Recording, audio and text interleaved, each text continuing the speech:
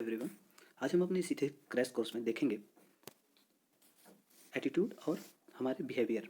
हमने यहाँ पे समझ रखा है कि इसके कंटेंट क्या होते हैं, स्ट्रक्चर क्या होता है, फंक्शन क्या होता है। अगर आप इन्फ्लुएंस हैं तो आपके रिलेशनशिप पे क्या प्रभाव पड़ेगा, आपके थॉट पे क्या प्रभाव पड़ेगा, आपके व्यवहार पे क्या प्रभाव पड़ेगा, हमने सब समझ रखा है। अब इसके आगे का भाग देखेंगे, एक पार्ट और आएगा, उस पार्ट में होगा सोशल इन्फ्लुएंस एंड परसिक्वेंसेस।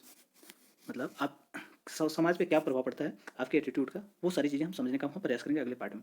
इसमें हम मोरल एंड पॉलिटिकल एटीट्यूड भी समझेंगे और यहाँ तक ये भी समझने का प्रयास करेंगे कि एटीट्यूड और हमारे बिहेवियर पे क्या संबंध होता है दोनों के बीच, ये संबंध कैसे बदलते हैं, इन सारी चीज़ों को हम इसमें डिस्कस करेंगे। तो चलिए शुरू करते हैं आज का ये अपना सीरीज। हम आगे बढ़ें इससे पहले आप इस चैनल को सब्सक्राइब करिए जिससे आपको नोटिफिकेशन मिलता रहे। तो चलिए अगला देखते हैं। इसमें का हम टॉपिक एटीट्यूड और बिहेवियर। देखिए, आपकी मनोवृत्ति का प्रभाव आपके व्यवहार पे पड़ता है। आपकी कैसी मनोवृत्ति है, ये चीज़ें आपके व्यवहार में बहुत अच्छे से झलकती हैं। जैसे कि दृष्टिकोण और व्यवहार निकट से संबंधित हैं। मतलब आपका किसी चीज़ को लेकर दृष्टिकोण कैसा है, उसके आधार पर ही आपका व्यवहार होगा। जैसे कि आपको मान लीजिए, ले लीजिए मार्केट में जाते हैं आप, तो मांस के बाज़ार में जाएंगे। अगर आप मांस को पसंद नहीं करते हैं तो आपका हो सकता है व्यवहार वहाँ पे थोड़ा सा अजीब हो, आप मुंह ढक लें या फिर कुछ अलग अलग तरीके से करें। या दूसरे तरीके से देख लें तो मुझे मंदिर मस्जिद में जाना पसंद ना हो, धार्मिक रूप में देख लेते हैं, तो भी मैं वहाँ पे कुछ अलग तरीके से व्यवहार करूँगा। या फिर हो सकता है मैं न्यूट्रल रह लूँ, ये चीज़ें हर जगह लागू नहीं होती हैं। लेकिन कुछ बहुत सारे एग्जाम्पल दुनिया में पड़े हुए हैं जिनके द्वारा हम किसी के मनोवृत्ति और व्यवहार को समझ सकते हैं। जैसे कि एक विद्यार्थी होगा, उसको पढ़ने की बहुत ज़्यादा उत्सुकता होगी, तो उसको मनोदशा क्या है, वो पढ़ने के लिए बहुत ज़्यादा फेवरेबल है, वो पढ़ना बहुत पसंद करता है। तो बुक को देख के क्या करेगा, उसके प्रति आकर्षित होगा, पढ़ेगा, उसको प्रयास करेगा। लेकिन वहीं एक व्यक्ति को पढ़ने ही नहीं आता है, उसकी मनोदशा पढ़ने में बिल्कुल भी नहीं है, तो उसको आप कितना भी बुक दिखा दीजिए, लाइब्रेरी में लैक कर दीजिए, तो भी उसको मज़ा नहीं आएगा। वहाँ पे ऑड फील करेगा, मतलब गलत फील करेगा, उसको सही नहीं होगा। तो क्या होगा, मनोवृत्ति और उसके व्यवहार के साथ दोनों का कोऑर्डिनेशन आप समझ रहे हैं। यहाँ पे दोनों अलग अलग अवधारणाएं हो सकती हैं, लेकिन दोनों पे एक दूसरे प्रभाव देखने के लिए मिलता है।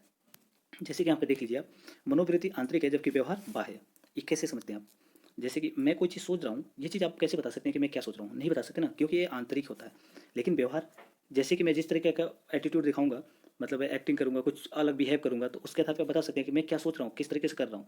अब मेरे व्यवहार के आधार पर सोच सकते हैं कि ये बाहरी है। मतलब व्यवहार जो होता है इंसान के बाहर झलकता है, न कि आंतरिक रूप से। इसके व्यवहारिक रूप में समझ में आता है। दूसरे शब्दों में अगर समझें हम, तो व्यवहार बहुत अच्छी तरह से दूसरे देखा जा सकता है।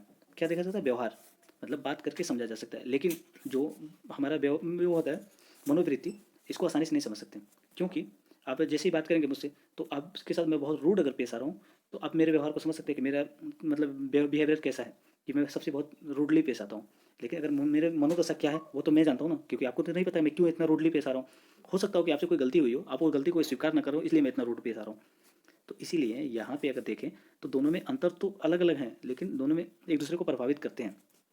जैसे कि आप किसी से बहुत खुश हों, आपकी मनोदशा मतलब मानसिक अंतर से मनोदशा से बहुत प्रसन्न हो उससे, तो आपका व्यवहार कैसा होगा? आप उसके साथ स्माइल के साथ बातें करेंगे, तो क्या होगा, आपकी वही व्यवहार चेंज हो गया। अगला देख लें, इसी में तीसरा तरीके से क्या होगा कि दृष्टिकोण जो होता है, मतलब यही पे मनोवृत्ति, वो सोचने तथा जबकि व्यवहार करने के लिए दोनों में व्यक्त करता है। मतलब आपकी जो दृष्टिकोण होगा, वो आप किस तरीके से सोचते हैं, आप किस तरह से व्यक्त करते हैं, उसमें बताता है। मतलब कर्मों पे आपके प्रभाव डालता है।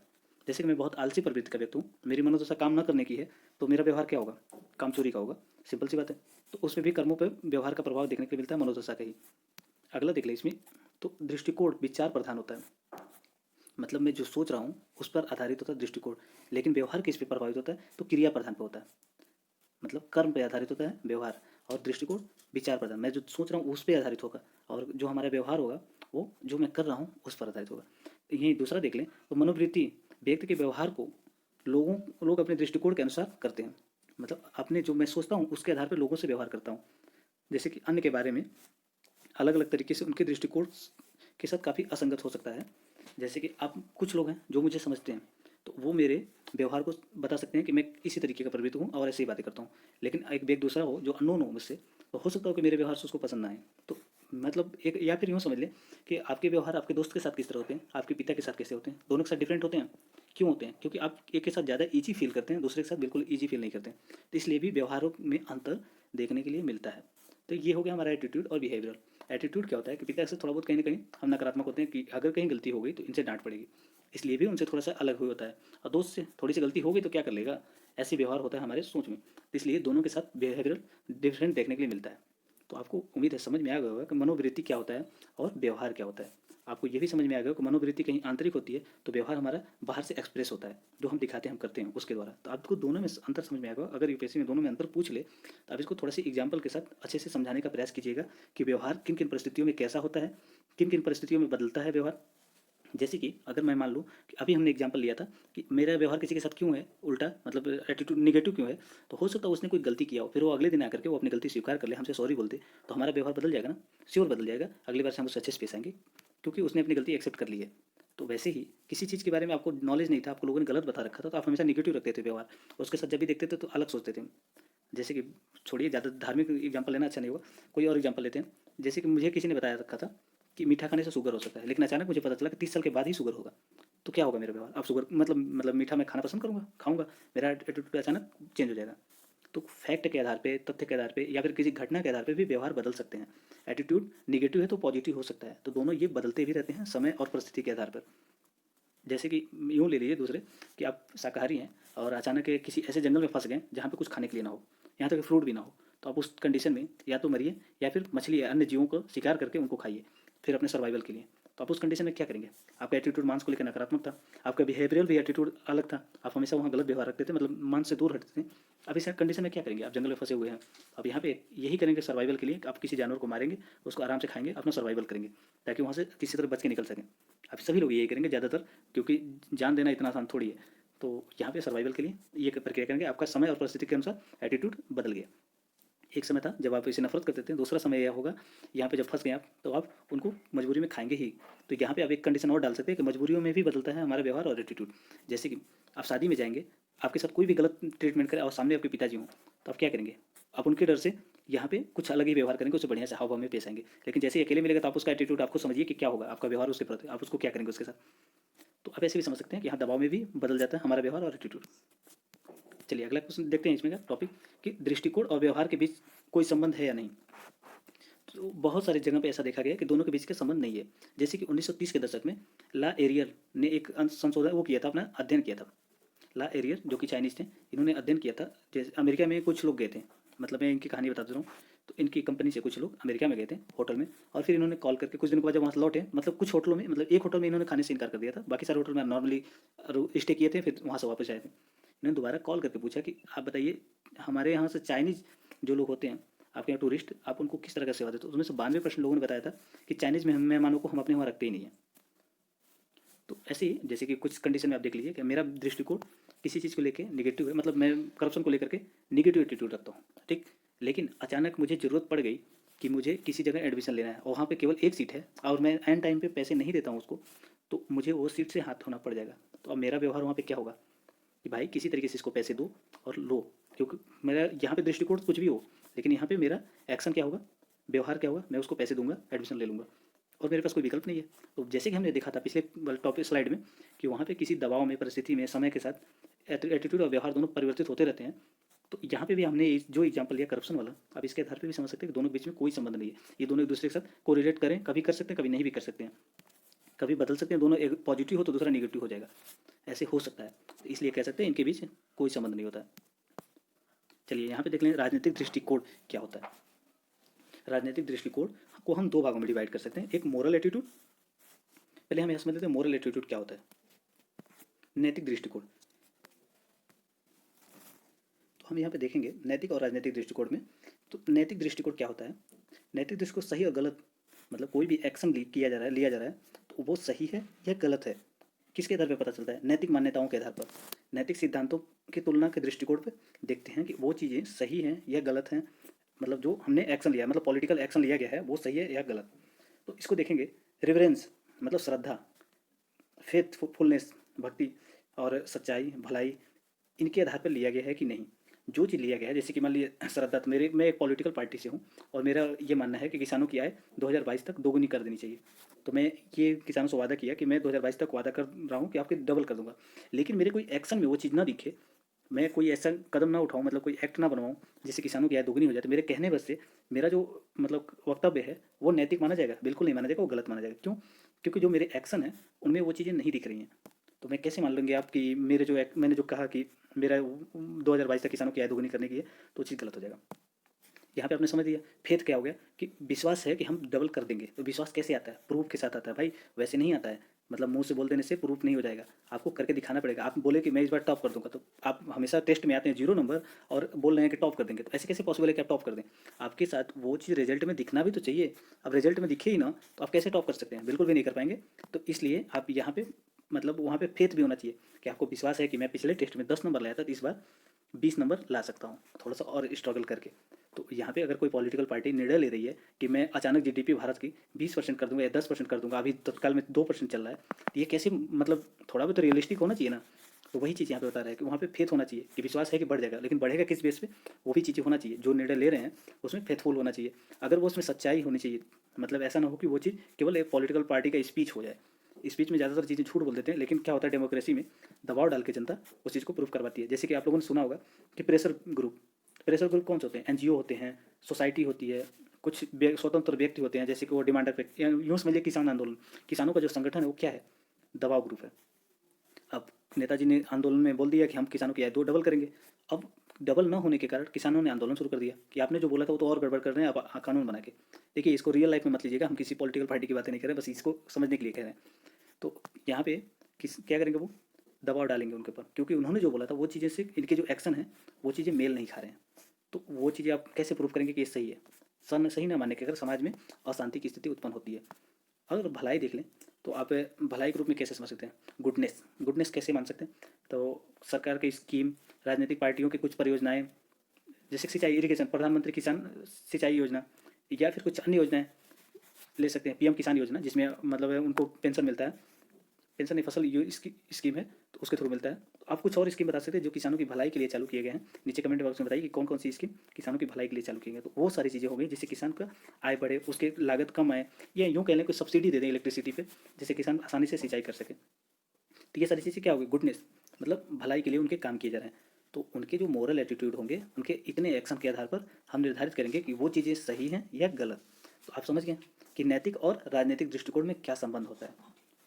उम्मीद है आपको समझ में आएगा कि मोरल एटीट्यूड क्या होता है। अब हम पॉलिटिकल एटीट्यूड देख लेते हैं। यहाँ तो हम मोरली देख रहे थे कि नैतिक रूप से क्या चीज़ उनके एक्शन सही होंगे, क्या चीज़ गलत होंगे। मतलब उनके जो एक्शन है वो अगर किसानों की भलाई के लिए सोच रहे हैं, उनके अच्छे किस काम के लिए, मतलब किसान को ही क्यों लें, यहाँ पे गरीबी भी ले सकते हैं, स्टूडेंट की बेरोजगारी भी ले सकते हैं, यूँ से स्वच्छता ले सकते हैं, इन्वायरमेंट ले सकते हैं, डाइवर्सिटी ले सकते हैं। बहुत सारी चीज़ें हैं जिनको आप ले करके ये चीज़ समझा सकते हैं। आंसर में अपने बताएंगे कि एक नैतिक दृष्टि, राजनीतिक दृष्टिकोण और नैतिक दृष्टिकोण के बीच संबंध क्या होता है। आप एग्जाम्पल बहुत सारे पढ़े हैं, उनके आधार पे आप इसे समझा सकते हैं। चलिए इन्वायरमेंट को ही लेकर मैं बता देता हूँ। इन्वायरमेंट, डॉल्फिन, गंगा डॉल्फिन को ले लीजिए एग्जाम्पल। गंगा डॉल्फिन के लिए क्या किया जा रहा है? बहुत सारी परियोजनाएं चलाई जा रही हैं। यहाँ तक कि नदी में जो सीवरेज बहाया जाता था, शहरों से जो निकलने वाले नाले हैं उनको रोका जा रहा है, बंद किया जा रहा है, उनको फिर ट्रीट करके तब गंगा में बहाया जा रहा है। क्यों? क्योंकि उससे गंगा डॉल्फिन और गंगा के जो डाइवर्सिटी है वही प्रभावित होती है। तो इसलिए हम नैतिक अनैतिक उनके कृत्यों के आधार पर, उनके जो काम कर रहे हैं, जो बोल रहे हैं वो, और जो कर रहे हैं वो, दोनों के तुलनात्मक आधार पे हम समझ सकते हैं कि कोई राजनीतिक जो है, मतलब एक्शन, वो नैतिक है या अनैतिक है, मतलब सही है या गलत है। नैतिकता के आधार पर समझ सकते हैं। चलिए अब देखते हैं पॉलिटिकल एटीट्यूड क्या होता है।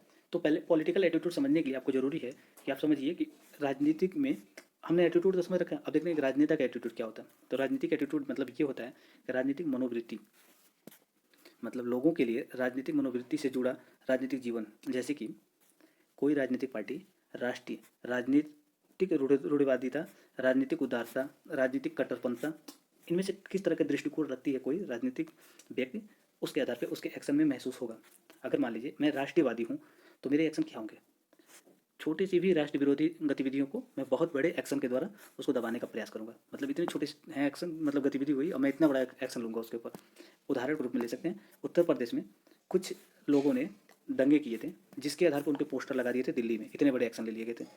बताइए, हम ये एक्शन आप पहले भी तो रोके जा सकते थे पुलिस कार्रवाई के द्वारा, लेकिन वो राष्ट्र विरोधी वाली पार्टी, राष्ट्रवादी पार्टी है, तो उनके एक्शन बड़े ही होते हैं। तो आप इसी से समझ सकते हैं कि राष्ट्रवादी जो लोग, जिनकी सोच होगी, वो बड़े एक्शन लेंगे। तो उनके राष्ट्र हित में सारे एक्शन ले सकते हैं, चाहे जो भी हो, नैतिक हो या निर्नैतिक हो या अनैतिक हो, लेकिन उनके एक्शन तत्काल होते हैं। तो ये राष्ट्रवादी हो सकते हैं, उनकी सोच राष्ट्र हित में, मतलब उनका प्रयास ये रहता है कि राष्ट्र हित मिले, चाहे जनता के हित में हो या ना हो, लेकिन राष्ट्र हित में सही होना चाहिए। हमने पिछले में देखा था कि इथिकल में इथिक्स क्या होता है, और वहाँ पे देखे थे कि मोरल क्या होता है। ईगो में आपने देखा था कि ईगो में क्या होता है, तो ईगो मोरलिटी में देखा था हमने तो उसमें बताया था हमने कि अगर कोई राज्य के हित में कोई चीज़ नैतिक है तो वो नैतिक माना जाता है। ईगो मतलब स्वयं के ध्यान में रखे। तो यहाँ पे जो लोग राष्ट्रवादी होते हैं वो स्वयं को ध्यान में रखें, मतलब राष्ट्र को स्वयं मान लेते हैं व्यक्ति, उसके हित में जो चीज़ सही होगा वो सही है, चाहे वो व्यक्ति के हित में हो या ना हो।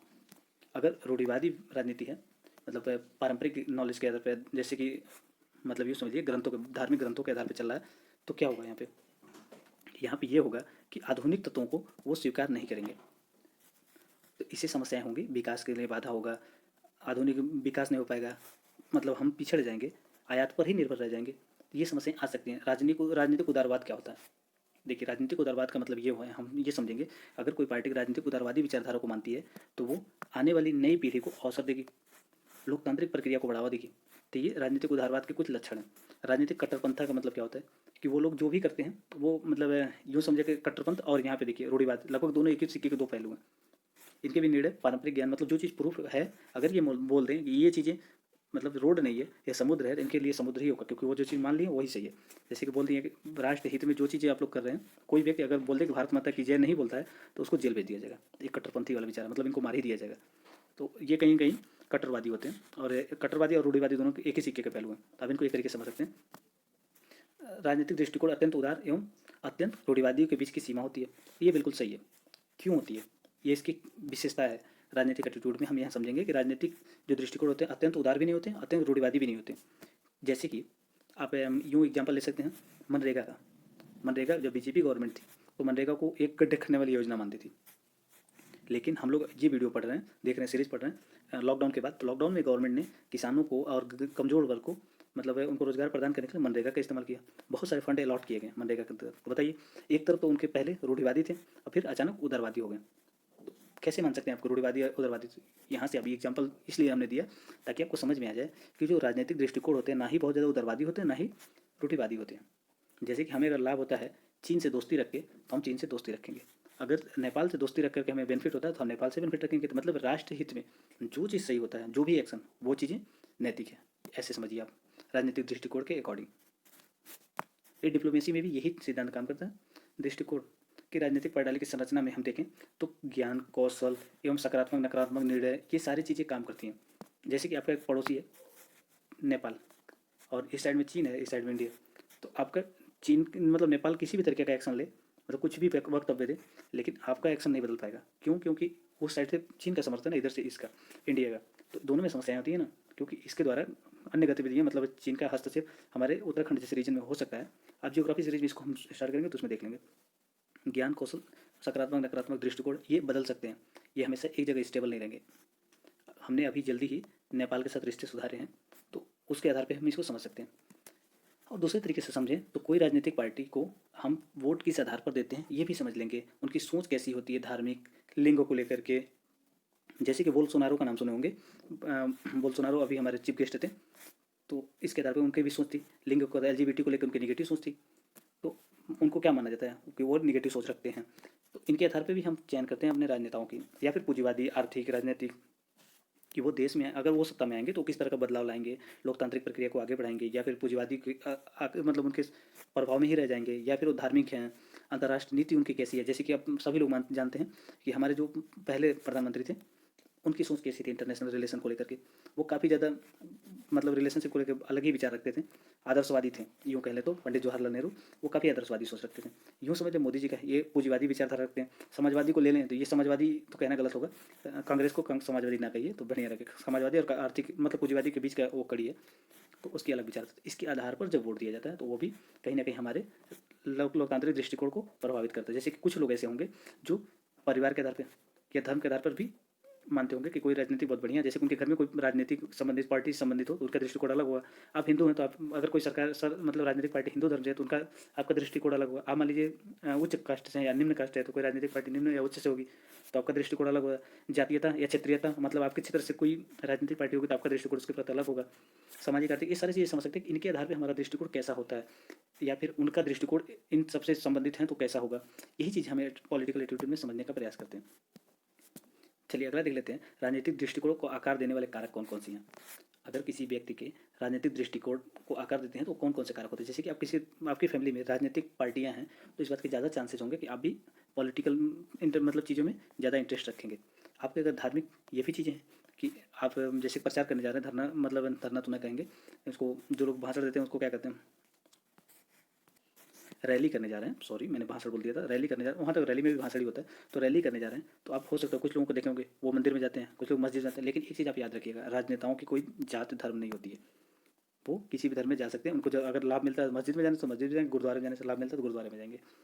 रेस रेस और इथनिसिटी, लेकिन कहीं ना कहीं झुकाव उनके प्रति रहता है जिस रिलीजन से वो संबंध रखते हैं, रेस से या फिर इथनिसिटी से भी इसका भी प्रभाव देखने मिलता है। आर्थिक प्रेशर वर्तमान समय में तो काफ़ी ज़्यादा मतलब एक्टिव है। अब हम देखे होंगे कि यहाँ पे इस समय पॉलिटिकल बॉन्ड के नाम सुने होंगे, पॉलिटिकल बॉन्ड क्यों लाया गया, आर्थिक प्रेशर के ही कारण, ताकि जिसके पास जितना ज़्यादा पैसा होगा उसके चुनाव जीतने की संभावना ज़्यादा होगी। लोक लुभावनवाद भी आप सुने होंगे, तो किसके आधार पर लोक लुभावनवाद को बढ़ावा दिया जा सकता है, आर्थिक ही तो है, सिंपल सी बात है। अब मानसिक के आधार पर देखते हैं, हम किसी राजनीतिक पार्टी को चुनते हैं तो हम क्या सोचते हैं कि कोई राजनीतिक पार्टी की सोच कैसी है, उसकी विचारधारा कैसी है, वो व्यक्ति कैसा है, और लिंग मतलब स्त्री पुरुष को लेकर के सोच कैसा रखता है, ये कहीं ना कहीं किसी देश के विकास को निर्धारित करने वाले भी कारक हैं।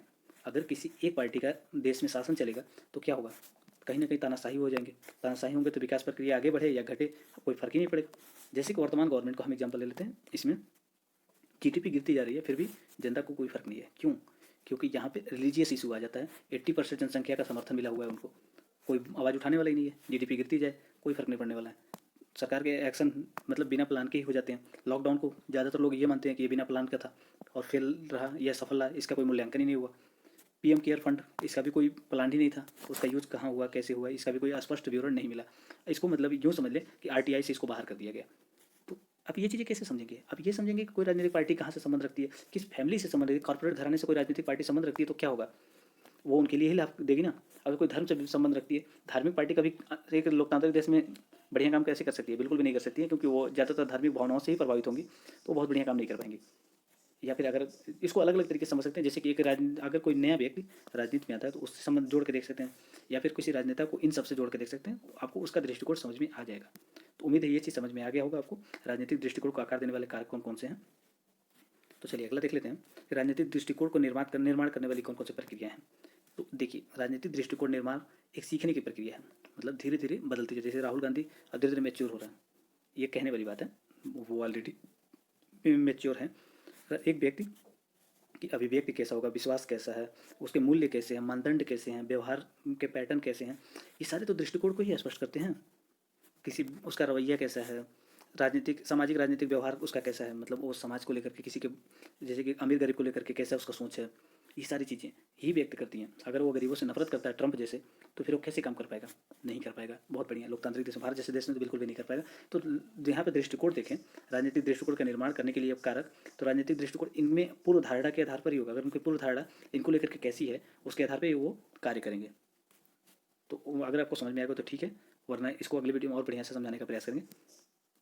और यहाँ पे देख लिए, ईस्टर्न और डेनिस के अनुसार राजनीतिक दृष्टिकोण तैयार करने के 4 चरण होते हैं। तो ये विदेशी हैं, उनके अकॉर्डिंग अगर देखें तो एक बच्चा माता पिता पुलिसकर्मी देश या राष्ट्रपति जैसी चीज़ों से भी मतलब इनके माध्यम से भी प्रभावित होता है। अगर मतलब कोई छोटा सा बच्चा है वो देखा राष्ट्र प्रधानमंत्री, तो वो उसके मन में ये विचार आएगा कि भविष्य में मैं भी ऐसा बनूंगा, तो वो पहली शुरुआत होती है। जैसे ज़्यादातर बच्चों को देखे होंगे आप यूपीएससी में, तो वो बताते कैसे हैं कि मेरे दिमाग में यूपीएससी का ख्याल कैसे है, तो उसके स्कूल में कोई आईएएस अधिकारी आए हुए होते हैं, वहाँ से ख्याल आता है। तो वैसे ही अगर पॉलिटिकल थॉट किसी के बच्चे के दिमाग में आता है तो वहीं से आता है, वो बचपन में ही देखता है, या तो उसके माता पिता या कोई अन्य जगह से देख लेता है, पुलिसकर्मियों के द्वारा देख लेता है, किसी तरीके से समझ लेता है कि पुलिसकर्मी उसके आस पास घूम रहे थे, तो उसको लगा कि ये पद बहुत बढ़िया है, तो वहाँ से उसके दिमाग में विचारधारा आ सकती है, तो दृष्टिकोण वहाँ से बदल सकता है। अन्य चीज़ें देखें तो निजी सार्वजनिक प्राधिकरण, यहाँ पे राष्ट्रीय विधायिका, मतलब यहाँ पे ये चीज़ समझिए कि अगर उसके दृष्टिकोण मतलब राजनीतिक दृष्टिकोण निर्माण हो रहा है तो वो कहीं ना कहीं प्रतिस्पर्धा होगा, तो वो प्रोडक्टिव होगा। तो इससे क्या होगा, जब प्रोडक्टिव होगा तो ज़्यादा अच्छा काम करेंगे, ज़्यादा अच्छा काम करेंगे तो यूथ उससे आकर्षित होगा। मतलब भारतीय राजनीति कर लिए तो बहुत गंदी राजनीति है, तो इसकी बात अलग है। लेकिन अन्य तरीके से देखें तो अगर वो प्रतिस्पर्धा होगा तो वो लोग उससे आकर्षित होंगे, उससे सीखेंगे। जैसे कि यहाँ पे अगला देख लीजिए, इसको अलग तरीके से भी आप समझ सकते हैं, यूँ न छोड़िए। आप राजनीतिक दृष्टिकोण मतलब एक बहुत बड़ा शब्द है ये, आप किसी राजनेता के दृष्टिकोण को भी ले सकते हैं, आप अपने दृष्टिकोण किसी राजनेता के प्रति भी ले सकते हैं।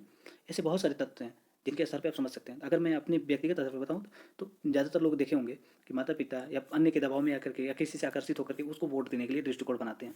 तो आप किस तरीके से किसी के प्रति दृष्टिकोण बनाते हैं, ये चीज़ें, या फिर उनका दृष्टिकोण किस तरीके से बनता है, वो चीज़ें, दोनों चीज़ें यहाँ पर समझने की जरूरत थी। वैसे इसी क्वेश्चन बनने के चांस बहुत कम रहते हैं इस टॉपिक से, फिर भी हमने इस चीज़ को कवर कर दिया, थोड़ा सा समझ लीजिए। इससे ज़्यादा तो क्वेश्चन कभी मतलब अभी तक तो बने नहीं है, अगर फ्यूचर में कभी हम लोग देखेंगे, देख लेंगे, डिस्कस कर लेंगे इस टॉपिक को, लेकिन वैसे इसे कभी क्वेश्चन नहीं आया।